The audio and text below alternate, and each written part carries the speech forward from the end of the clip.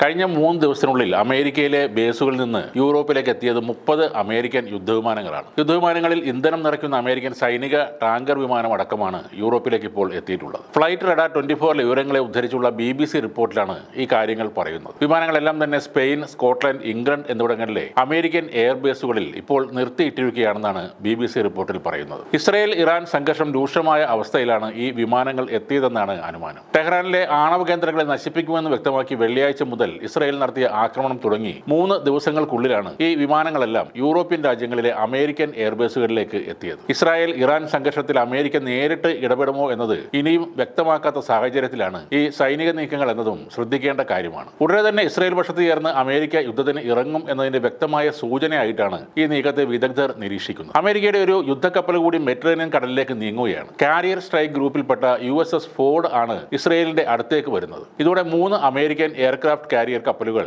ഈ മേഖലയിൽ ഉണ്ടാകും. നേരത്തെ ദക്ഷിണ ചൈന കടലിൽ നിന്ന് പശ്ചിമേഷ്യൻ മേഖലയിലേക്ക് വിമാനവാഹിനി കപ്പലായ USS നിമിറ്റ്സിനോട് നീങ്ങാൻ അമേരിക്ക നിർദ്ദേശം നൽകിയിരുന്നു. എന്നാൽ ഇസ്രായേലിന് നേരിട്ട് സൈനിക സഹായം നൽകിയാൽ അമേരിക്കയെ അസ്ഥിരപ്പെടുത്താനുള്ള നടപടികളിലേക്ക് കടക്കുമെന്ന് റഷ്യ പറയുന്നു. ഇസ്രായേലും ഇറാനും തമ്മിലുള്ള വ്യോമാക്രമണം രൂക്ഷമായ സാഹചര്യത്തിലാണ് റഷ്യൻ ഡെപ്യൂട്ടി വിദേശകാര്യ മന്ത്രി സെർജി റിയാബ്കോവിന്റെ ഈ മുന്നറിയിപ്പ് ഉണ്ടായത്. ഇറാനിലെ സഹോദരങ്ങൾ കരുതിയിരിക്കണമെന്ന് റഷ്യൻ പ്രസിഡന്റ് വ്ളാഡിമിർ പുടിനും പറഞ്ഞിരുന്നു. ഇസ്രായേൽ ഇറാൻ സംഘർഷത്തിന്റെ നയതന്ത്ര പരിഹാരം കാണണമെന്നും അതിനായി വേണമെങ്കിൽ മധ്യസ്ഥത വഹിക്കാൻ റഷ്യ തയ്യാറാണെന്നും വ്ളാഡിമിർ പുടിൻ പറയുന്നു. ഇതൊരു സൂക്ഷ്മമായ പ്രശ്നമാണെന്നും എന്നാൽ തന്റെ കാഴ്ചപ്പാടിൽ ഒരു പരിഹാരം കണ്ടെത്താൻ കഴിയുമെന്നും പുടിൻ പറഞ്ഞു. അന്താരാഷ്ട്ര വാർത്താ ഏജൻസികളോട് സംസാരിക്കുകയായിരുന്നു അദ്ദേഹം. ഇസ്രായേലിന്റെ സുരക്ഷയെയും ഇറാന്റെ ആണവ നയങ്ങളെയും ബഹുമാനിക്കുന്ന ഒരു നയതന്ത്ര പരിഹാരത്തിനും പുടിൻ ആഹ്വാനം ചെയ്തു. തങ്ങൾ ആരുടെയും മേലും ഒന്നും അടിച്ചേൽപ്പിക്കുന്നില്ലെന്നും ഈ സാഹചര്യത്തിൽ നിന്ന് എങ്ങനെ രക്ഷപ്പെടാം എന്നതിനെക്കുറിച്ചാണ് തങ്ങൾ സംസാരിക്കുന്നതെന്നും വ്ളാഡിമിർ പുടിൻ പറയുന്നു. ഇറാനെതിരായ ആക്രമണത്തിൽ അമേരിക്ക പങ്കാളിയാവുന്നതിൽ US ഉദ്യോഗസ്ഥർക്കും ആശങ്കയുണ്ടെന്നാണ് റിപ്പോർട്ടുകൾ.